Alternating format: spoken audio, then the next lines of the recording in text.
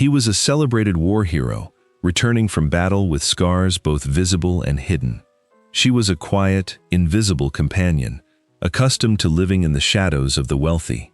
What they didn't know was that a single, devastating moment of public cruelty would ignite a love strong enough to challenge the rules of an entire empire. The crystal chandeliers of the Richmond estate cast a dazzling, golden light over the crowded ballroom. Arthur, the Duke of Somerset, stood at the edge of the dance floor. His grip tightened on the polished silver head of his mahogany cane. Every step he had taken tonight sent a sharp jolt of pain up his right leg, a bitter souvenir from the battlefields of Waterloo. But the physical pain was nothing compared to the heavy stares of the London elite. He was a duke. He had a duty to be seen, to secure his lineage, and to pretend the war had not fundamentally changed him. Arthur took a deep breath, smoothing the lapels of his dark evening coat. He stepped forward, the rhythmic thud and click of his cane cutting through the polite chatter. He approached Lady Beatrice, the season's most sought-after heiress. She was a vision in pale pink silk, surrounded by a flock of admiring suitors, laughing at a joke he could not hear. "Lady Beatrice," Arthur said, his voice deep and steady, "I believe this waltz belongs to me." The suitors stepped back, falling instantly silent. Lady Beatrice turned. Her piercing blue eyes swept over him. They did not stop at his handsome face or his broad shoulders. They dropped directly to the heavy wooden cane resting in his hand. A slow, mocking smile curled her lips. She snapped her lace fan shut with a sharp crack. "Dance with you, Your Grace." Her voice was deliberately loud, designed to carry over the sweeping notes of the orchestra. "I think not. I have no desire to be dragged around the floor by a crippled soldier." The music seemed to grind to a sudden halt. The entire ballroom froze. Hundreds of eyes turned toward the center of the room. "I am afraid a broken man simply does not fit my step," she added, letting out a soft, cruel laugh. She turned her back to him without another word, instantly resuming her conversation with a nearby lord. The silence that fell over the room was absolute. It was thick, suffocating, and heavy with pity. Arthur stood perfectly still, his jaw clenched so tight it ached. His knuckles turned white around the handle of his cane. The humiliation burned in his chest, a hot, rising fire. He had faced cannon fire without flinching, but this public stripping of his dignity shattered his defenses. He couldn't move. To retreat was to admit defeat. To stay was unbearable. From the dark corners of the room, near the heavy velvet curtains, a pair of warm brown eyes watched the scene unfold. Clara stood holding the silk shawl of her elderly employer. She was invisible. She was always invisible in her plain, unadorned gray dress, blending perfectly into the background. But she saw him. She didn't see a broken duke. She saw a proud, noble man being torn apart by a room full of cowards. Clara's heart pounded aggressively against her ribs. The rules of her station screamed at her to stay put. A companion never speaks out of turn. A companion never draws attention. She took a step forward anyway. She moved quietly through the frozen crowd. Her soft footsteps made no sound against the polished marble floor. The sea of silk and jewels parted, confused by the sudden appearance of a woman with no title, no diamonds, and no fear. Clara stopped right in front of Arthur. He looked down, his eyes dark with shock and guarded pain. He braced himself for more pity. But there was no pity in her gaze, only deep, quiet respect. She didn't curtsy. She didn't bow her head. Clara gently reached out and placed her small, gloved hand over his tense forearm. Her touch was light, yet it anchored him completely to the ground. "Your Grace," Clara said. Her voice was clear, steady, and loud enough for the heiress to hear. "I believe the air in here has grown terribly stale. Would you do me the absolute honor of escorting me to the terrace?" Arthur stared at her. For a split second, the heavy armor around his heart cracked. He didn't know this woman, he didn't know her name, but in her eyes, he saw a lifeline. He lifted his chin, his pride returning in a sudden rush. "The honor would be entirely mine, miss," Arthur replied smoothly. He offered his arm properly. She took it. Together, they turned their backs on Lady Beatrice, the whispers and the cruelty of the ton.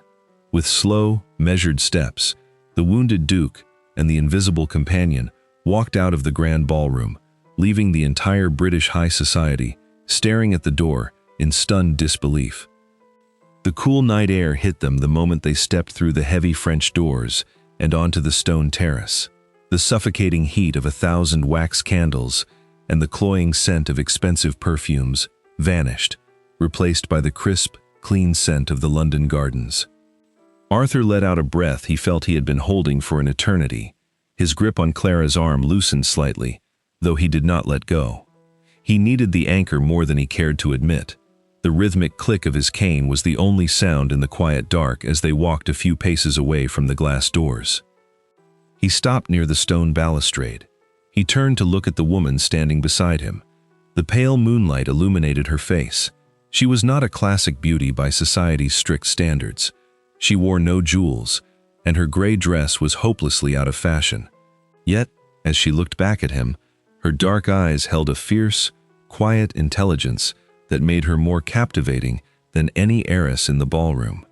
"I do not know your name," Arthur said. His voice was rough, still tight with the lingering adrenaline of the humiliation he had just endured. Clara carefully withdrew her hand from his arm and folded her hands neatly in front of her. "I am Clara, Your Grace. Clara Hughes." "Miss Hughes," he repeated, testing the sound of it. "You took a terrible risk tonight, Miss Hughes, intervening on my behalf. Society does not forgive such breaches of protocol." "Society," Clara said softly, looking out over the manicured hedges, "is often cruel to those who do not fit its narrow expectations. I could not stand there and watch that woman speak to you in such a manner, not after what you have sacrificed for this country." Arthur's chest tightened. He looked down at his heavy wooden cane. She only spoke aloud what the rest of the room was already thinking. "I am a broken man, Miss Hughes." "You are injured, Your Grace," Clara corrected firmly. Her voice did not waver. "There is a profound difference. A broken cane can no longer bear weight. A wounded man simply learns a new way to walk." Arthur stared at her. The absolute sincerity in her voice struck him harder than any physical blow. No one had spoken to him like this since his return. Doctors offered grim prognoses. His peers offered pity. Women like Lady Beatrice offered scorn, but Clara offered dignity. "Who do you serve?" he asked, noticing the fine silk shawl still draped over her arm. "I am the companion to the Dowager Countess of Arrasdale," Clara replied. "She is resting in the card room. I was sent to fetch her shawl when the music stopped." Arthur frowned. The reality of the situation crashed over him. By morning, the gossip would spread like wildfire through Mayfair. The Duke of Somerset, publicly rejected by Lady Beatrice, rescued by a lowly companion. The ton would mock him, but they would utterly destroy Clara. The Dowager Countess would likely dismiss her to avoid the scandal. "They will ruin you for this," Arthur said, the gravity of his words hanging heavy in the cool air. "Lady Beatrice will not let this slight go unpunished. She will ensure every door in London is closed to you." Clara's shoulders dropped a fraction. A flash of genuine fear crossed her eyes, quickly masked by practiced stoicism. "I am aware, Your Grace, but some things are worth the cost." Arthur shifted his weight, ignoring the dull ache in his leg. He made a decision in that exact moment. He was a duke. He possessed power, wealth, and influence. Even if he lacked a flawless stride, he would not allow this remarkable woman to suffer for showing him kindness. "You will not pay the cost for my humiliation, Miss Hughes," Arthur stated, his tone leaving no room for argument. "I am leaving London tomorrow morning. The season has lost whatever meager appeal it held for me. I am returning to Somerset, to my country estate." Clara looked up, confused by the sudden change in subject. "I wish you a safe journey, Your Grace. The country air will surely be restorative." "I am not going alone," Arthur continued, stepping closer. "You will speak to the Dowager Countess immediately. You will inform her that the Duke of Somerset has extended a formal invitation for her and her companion to spend the remainder of the season at his estate. My carriage will collect you both at dawn." Clara's lips parted in shock. "Your Grace, that is highly unnecessary. I cannot accept such charity." "It is not charity," Arthur said fiercely. His eyes locked onto hers, dark and absolute. "It is sanctuary, for both of us. Please, Miss Hughes, do not make me face the quiet of the country alone." The vulnerability in his final request broke through her hesitation. Clara looked into the eyes of the proud, wounded Duke, and saw a man asking for the very lifeline she had just thrown him. She gave a small, resolute nod. "At dawn, then, Your Grace." The carriage wheels crunched against the long gravel driveway of Somerset Manor, breaking the profound silence of the countryside. The sprawling stone estate rose majestically against the bright afternoon sky, surrounded by endless acres of rolling green hills, ancient oak trees, and perfectly manicured gardens. It was a fortress of quiet, a world away from the suffocating whispers and judging eyes of London. Arthur stood in the grand foyer, leaning heavily on his mahogany cane as the massive oak doors closed behind them. The Dowager Countess of Arrasdale, thoroughly exhausted by the grueling 2-day journey from the city, immediately requested to be shown to her chambers. A flurry of eager maids whisked the older woman up the sweeping marble staircase, leaving Arthur and Clara entirely alone in the vast entrance hall. The silence that settled over them was not the tense, uncomfortable quiet of the ballroom. It was a peaceful, breathing silence. Clara stood near the center of the hall, her hands clasped neatly in front of her simple, dust-covered traveling dress. She didn't look at the gilded mirrors, the crystal chandeliers, or the priceless tapestries with the calculating eyes of a society heiress tallying up a fortune. Instead, she looked up at the sunlight streaming through the tall, arched windows, watching the golden dust motes dance in the air. A soft, genuine smile rested on her lips. "Is the silence to your liking, Miss Hughes?" Arthur asked, his deep voice echoing slightly against the high ceilings. Clara turned to him, her brown eyes bright and relaxed. "It is magnificent, Your Grace. It feels as though we have stepped into another world entirely." "That is exactly why I prefer it," Arthur murmured. He shifted his weight, preparing himself for the inevitable ache in his leg. "Would you care for a brief tour of the ground floor, or are you too fatigued from the road?" "I would love nothing more," she replied instantly. They walked side by side down the long, sunlit corridors. Arthur was hyper-aware of the rhythmic click of his cane against the polished wooden floors, but to his surprise, he did not feel the need to apologize for it. Clara naturally matched his slow, deliberate pace. She didn't walk ahead and wait for him, nor did she make a grand show of slowing down out of pity.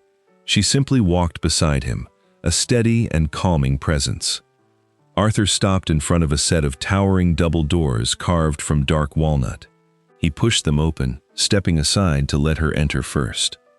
Clara stepped over the threshold and immediately gasped. The strict, composed posture of the lady's companion vanished in a heartbeat. Before them lay the Somerset Library. It was a massive, 2-story room lined from floor to ceiling, with thousands of leather-bound books. Brass rolling ladders rested against the towering shelves, and large bay windows offered a sweeping view of the back gardens. The air smelled richly of old paper, leather, and the faint trace of pipe tobacco. "Oh my," Clara whispered, stepping further into the room. She looked around with wide, completely unguarded wonder. "I have never seen so many books in one place."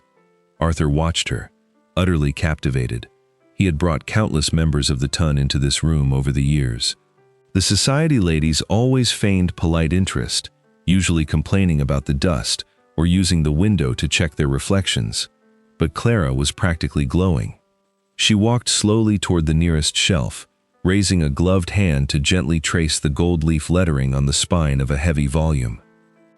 "They were my father's pride, and his father's before him," Arthur said, moving further into the room. "Do you enjoy reading, Miss Hughes?" Clara looked over her shoulder, her eyes shining with an unexpected fire. "More than anything, Your Grace. Books are the greatest escape." She turned back to the shelf, her voice softening. "A book does not care about the quality of your dress, or the nobility of your bloodline. It does not judge you. It only asks that you turn the page. Arthur felt a sudden, profound tightness in his chest. He took a slow step closer to her. She understood, without him saying a single word about his leg, or the war, or the humiliating rejection he had suffered.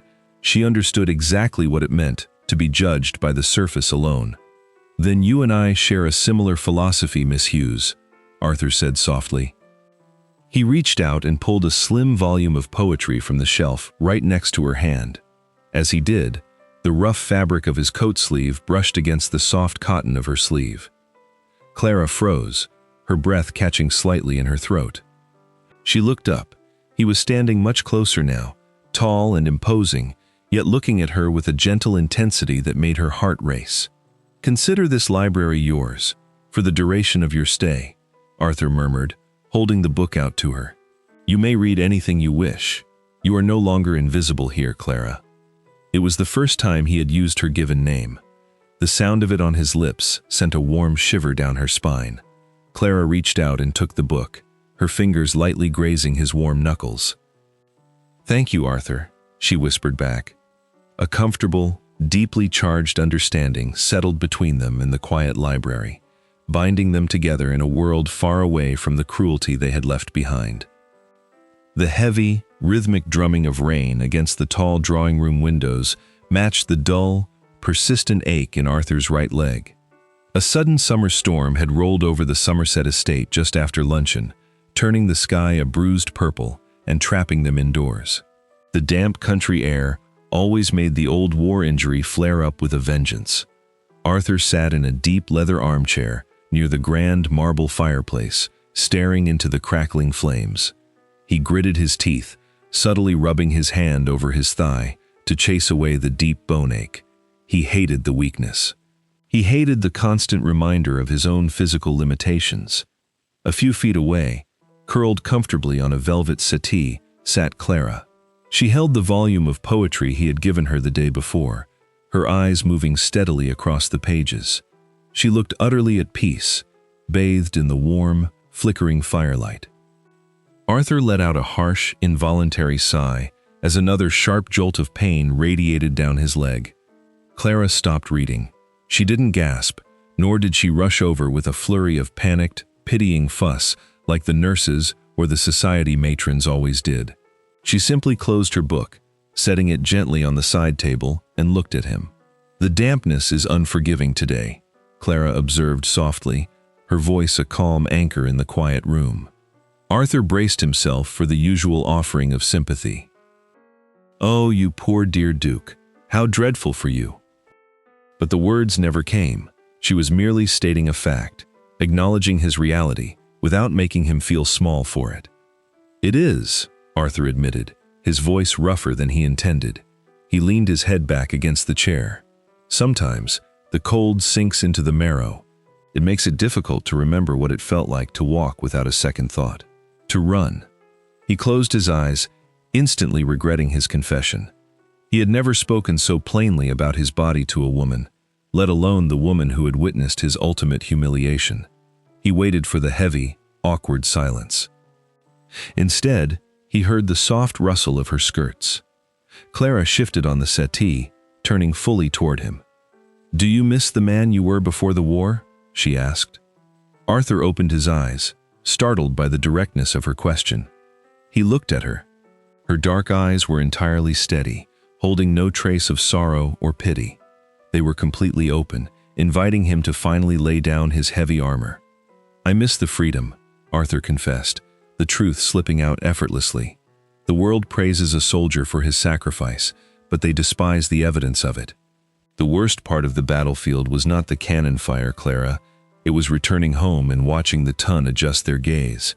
I see them look away from my cane, or worse, I see them look at it with polite, suffocating pity. To them, I am no longer a man. I am a tragic charity case wrapped in a title." Clara absorbed his words, her expression softening into something profoundly tender.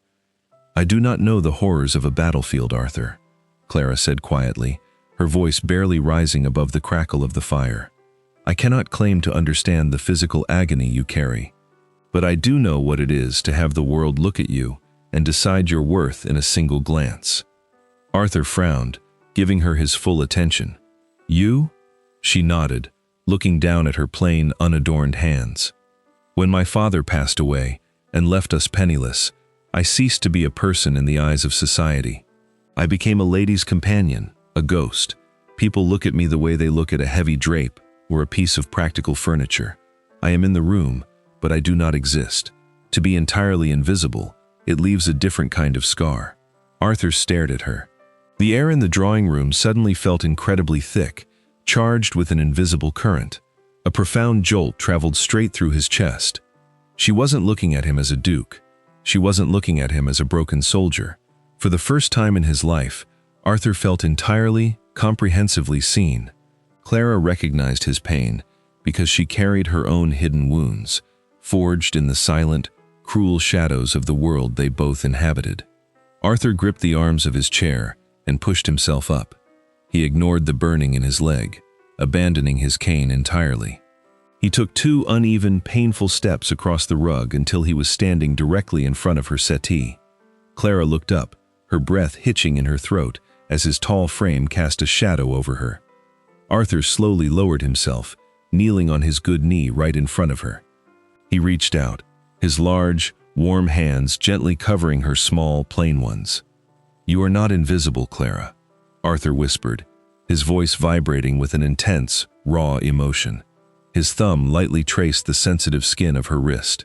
"You are the most vividly alive, remarkable woman I have ever known. And I swear to you, I will never look right through you." Clara's heart hammered against her ribs. She looked deep into his eyes, seeing the fierce, unwavering promise burning there. The space between them had vanished, replaced by a desperate, beautiful yearning that neither of them was ready to name, but neither could deny. The weather in Somerset was famously unpredictable, but the morning had offered a brilliant, cloudless sky. Arthur had invited Clara to walk the sprawling southern gardens of the estate. It had been nearly a week since the afternoon in the library, and a quiet, profound shift had taken place between them. The rigid lines of their social stations had blurred, replaced by a comfortable intimacy that Arthur found himself craving the moment he woke each day. They walked slowly along the gravel path, surrounded by towering hedges and blooming rose bushes. Arthur leaned on his cane, but his steps felt lighter today. Clara walked closely by his side, her face tilted up to catch the warmth of the sun. "My mother planted these white roses when I was a boy," Arthur said, gesturing toward a particularly vibrant bush. She believed they were the only flowers stubborn enough to survive the English country weather. Clara smiled, reaching out to gently touch a velvet petal. "They are beautiful. There is a certain nobility in things that refuse to break under harsh conditions." Arthur stopped walking. He looked at her profile, at the soft curve of her neck and the dark wisps of hair escaping her simple bonnet. He knew she wasn't just talking about the roses. Before he could respond, a low, ominous rumble of thunder rolled across the valley. Clara looked up. The brilliant blue sky had vanished, swallowed instantly by thick, charcoal-gray clouds rolling in from the west. A heavy drop of rain hit the gravel between them, then another. Within seconds, the sky tore open, unleashing a sudden, violent summer downpour. "The old glass house," Arthur shouted over the roar of the rain. "This way." Forgetting entirely about protocol, Arthur reached out and grabbed Clara's hand. Her fingers were warm and small inside his grasp. He ignored the sharp protest in his leg, moving as fast as he could manage, guiding her off the path and through a thick archway of ivy. They burst through the heavy wooden door of the abandoned glass house, slamming it shut behind them to block out the wind. They stood in the center of the structure, chest heaving, listening to the deafening drum of the rain against the glass roof. The air inside was warm and thick, smelling of damp earth and wild, overgrown jasmine. It felt like stepping out of the real world and into a private, sealed bubble where London, society, and titles simply did not exist. Clara let out a sudden, breathless laugh. She took off her ruined bonnet, shaking the water from her dark hair. "I believe we misjudged the weather, Your Grace," she said, her eyes bright with adrenaline. Arthur couldn't laugh. He couldn't even speak. He was entirely paralyzed by the sight of her. The rain had soaked through the shoulders of her gray dress, clinging to her delicate frame. Her lips were parted, her cheeks flushed with a natural, vibrant pink that no society powder could ever replicate. He realized he was still holding her hand. He didn't let go. Instead, Arthur took a slow step closer. Clara stopped laughing. The playful energy in the glasshouse instantly evaporated, replaced by a heavy, magnetic pull. She looked up at him, her dark eyes widening as she felt the sudden shift in the air.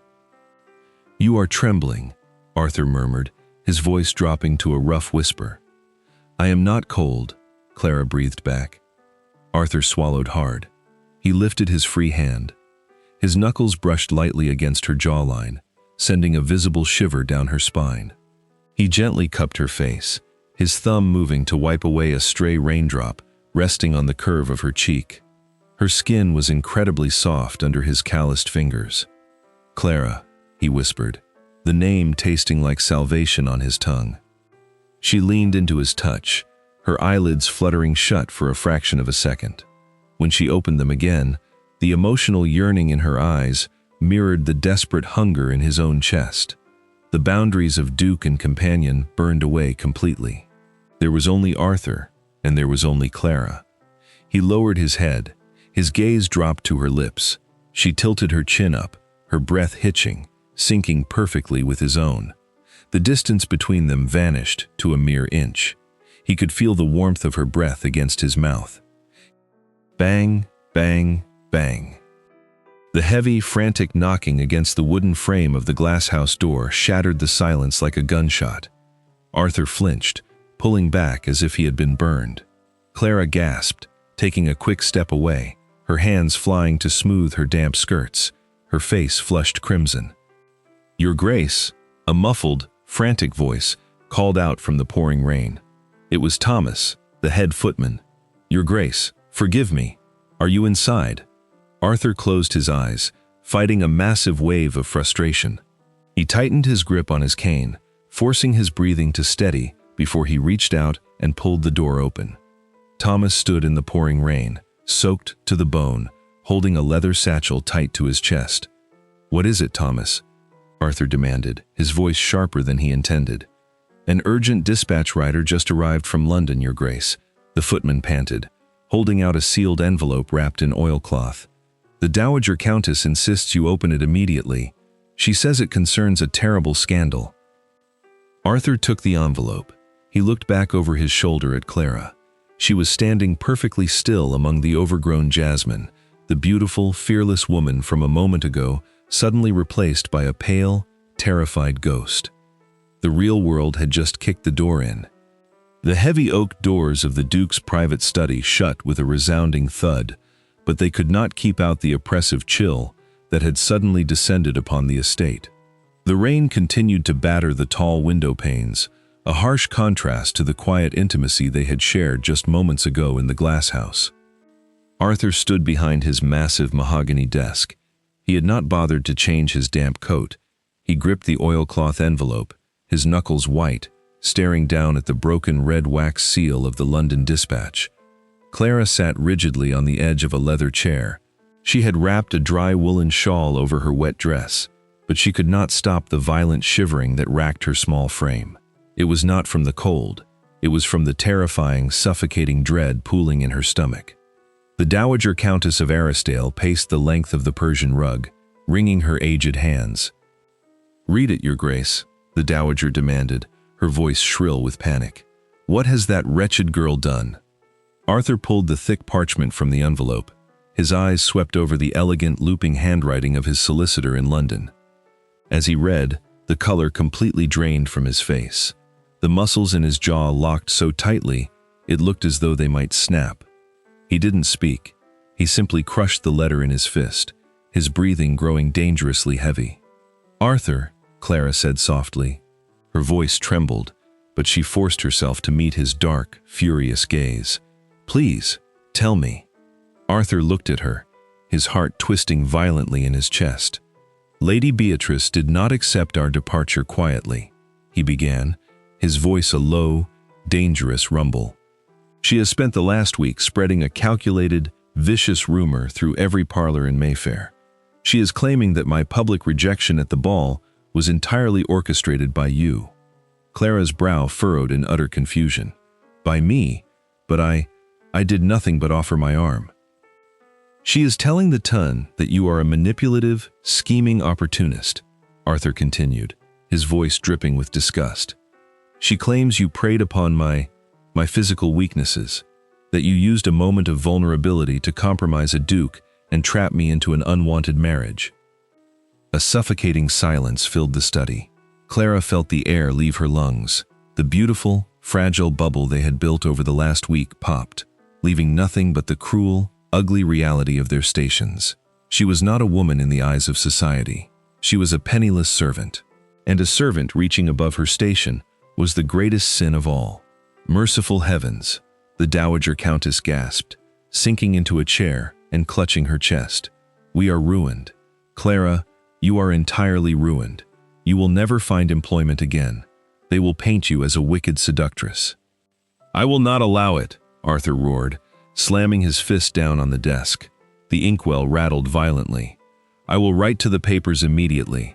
I will return to London and force Beatrice to retract every venomous word, even if I have to threaten her family's standing to do it." "And what will that achieve?" Clara asked. Her voice was terrifyingly calm, a sharp contrast to his booming rage. Arthur stopped, leaning heavily on his cane as he looked at her. "It will clear your name. I will tell them the truth. I will tell them that you are the most honorable woman I have ever known." Clara stood up. The woolen shawl slipped from her shoulders, but she did not reach for it. She looked at the proud, fierce man standing across from her, and her heart shattered into 1,000 irreparable pieces. "If a duke returns to London to passionately defend a lowly companion, it will not clear my name, Arthur," Clara said, her eyes filling with hot, stinging tears. "It will only prove Lady Beatrice right. They will say I have completely blinded you. They will say you are acting out of madness." "I do not care what they say about me," Arthur argued desperately, taking a limping step around the desk toward her. "But I care," Clara cried out, the composure finally breaking. A single tear tracked down her pale cheek. "You brought me to this beautiful place to save me from humiliation, Your Grace. I will not repay your incredible kindness by letting you drag your own noble name through the mud for my sake." The Dowager Countess stood, her face pale but resolute. "Clara is right, Your Grace. There is only one way to starve a scandal, and that is with absence. We cannot stay here. If we remain under your roof, the rumors will become accepted as truth. We must leave for the continent, tonight." Arthur froze. "No, I forbid it. You are safe here." "I am not safe here," Clara whispered, taking a painful step back away from him. The physical distance felt like a canyon opening up between them. "And neither are you. If I stay, I am your ruin." She did not wait for him to argue. She couldn't bear to hear his voice again, for fear it would break her resolve entirely. Clara turned on her heel and fled the study, leaving Arthur entirely alone in the quiet room, staring at the empty space where she had just been. The grandfather clock in the main hallway chimed 2 o'clock in the morning, its deep, hollow strikes echoing through the silent estate. The violent summer storm had finally passed, leaving behind a quiet, steady drizzle that wept against the window panes of Clara's bedchamber. Inside the room, the only light came from a single, flickering candle on the writing desk. Clara stood beside her small, battered leather trunk. It took barely 10 minutes to pack her meager belongings: 3 plain gray dresses, a few cotton undergarments, and a pair of worn walking boots. They looked so incredibly small, so insignificant against the backdrop of the lavish, silk-draped guest room Arthur had given her. She walked over to the nightstand and stared at the slim, leather-bound volume of poetry he had handed to her in the library. Her fingers hovered over the gold-leaf lettering. She desperately wanted to take it with her. She wanted to press it to her chest on the long, miserable carriage ride to the coast, to breathe in the scent of old paper and pipe tobacco, and pretend he was sitting across from her. But Clara slowly pulled her hand back. She could not take it. To keep a piece of him would only make the agonizing reality of her future impossible to survive. She left the book on the table. Clara moved to the small writing desk and sat down. She pulled a piece of crisp, blank parchment from the drawer, uncorked the inkwell, and picked up a silver quill. Her hand was shaking so violently that she had to grip her own wrist to steady it. She took a ragged breath, dipped the quill, and began to write. "My dearest Arthur." She stared at the words for a long time. Just once, on a piece of paper he would read when she was already miles away, she allowed herself the profound intimacy of claiming him. "I came to your home a ghost, fully accustomed to walking along the quiet edges of the world. I expected nothing but a brief respite from the cruelty of London. But you gave me something infinitely more precious. You gave me my dignity. You looked at me, Arthur, and for the first time in my entire life, I felt truly, comprehensively seen." A hot tear slipped from her cheek and landed on the parchment, blooming a dark, wet circle on the edge of the page. Clara quickly wiped her face with the back of her hand and forced herself to keep writing. "I will cherish the memory of this week until my dying breath, but I cannot allow my lack of standing to become the weapon society uses to destroy a man of your honor. You are a duke. You have a duty to your name, your estate, and your legacy. Lady Beatrice's venom will poison your life if I remain. I refuse to be the ruin of the only man who ever treated me as an equal. Do not come after me, I beg of you. Let the rumors die with my departure. Return to society with your head held high, and know that you carry the eternal gratitude and the heart of the woman who walked away. Yours, always, Clara." She folded the parchment with trembling fingers, dropping a dollop of plain red wax to seal it. She wrote his name on the front and left it resting directly in the center of the desk, perfectly illuminated by the dying candle. Clara stood up and tied her heavy woolen cloak tightly around her shoulders. She grabbed the handle of her trunk. She did not allow herself to look around the beautiful room one last time. If she looked, she knew her courage would fail. She slipped out into the dark, silent corridor, keeping her footsteps light as she descended the back servants' stairs. The Dowager Countess was already waiting by the rear kitchen door, wrapped in dark velvet and looking incredibly frail in the moonlight. A hired carriage, summoned secretly by a loyal footman, stood waiting in the muddy courtyard. The horses stamped their hooves restlessly in the damp chill. Without a word, the footman strapped Clara's small trunk to the back of the carriage. Clara helped the dowager inside, her movements mechanical and completely numb. Before stepping into the carriage herself, Clara paused. She turned and looked up at the sprawling, magnificent stone facade of Somerset Manor. Her eyes immediately found the tall windows of the Duke's private study. A single golden light was still burning behind the glass. He was awake. He was hurting. A fresh wave of unspeakable agony crushed her chest. Clara closed her eyes, whispered a silent, desperate prayer for his happiness, and climbed into the dark carriage. The driver snapped the reins. The wooden wheels turned heavily in the wet mud, carrying Clara away into the night and leaving her entire world behind. The pale, gray light of dawn was just beginning to creep across the Somerset estate when Arthur pushed open the door to the guest bedchamber. He had not slept. He had spent the entire night pacing his study, fighting a silent war between the duties of his title and the undeniable demands of his heart. He had finally come to tell Clara that the ton be damned, they would face the scandal together. But the room was freezing, and it was completely empty. Arthur's heart dropped heavily into his stomach. His eyes scanned the pristine, untouched bed, the empty wardrobe, and finally landed on the small writing desk. A single piece of parchment sat perfectly centered, sealed with red wax. He crossed the room with uneven, frantic steps. He broke the seal and read her elegant, sloping handwriting. As his eyes absorbed her words, a raw, desperate ache ripped through his chest. I refuse to be the ruin of the only man who ever treated me as an equal. Arthur crushed the letter in his fist, closing his eyes as a wave of absolute clarity washed over him.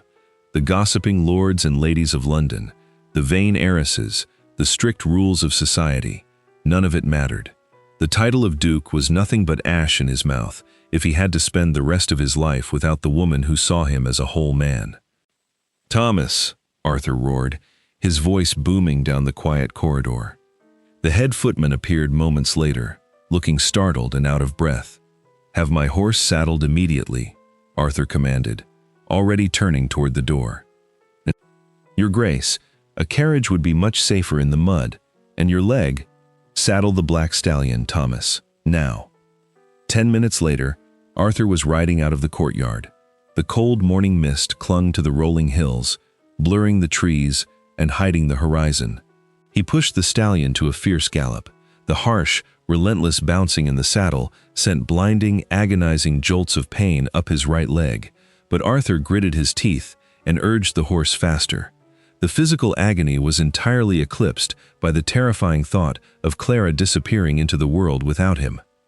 Miles away, on a muddy, rutted country road, the hired carriage hit a deep pothole, shaking violently. Inside, Clara held a handkerchief to her mouth, trying to stifle the quiet sobs that shook her shoulders. Suddenly, a loud shout pierced the morning air. The carriage lurched to a sudden, jarring halt. "Whoa there! Hold!" the driver yelled. Clara's heart leaped into her throat. Fearing they had been intercepted by highwaymen, she slowly pushed open the small wooden window of the carriage door. Through the thick, swirling mist, a tall silhouette appeared on horseback. The rider dismounted, moving with a heavy, distinct limp. "Arthur!"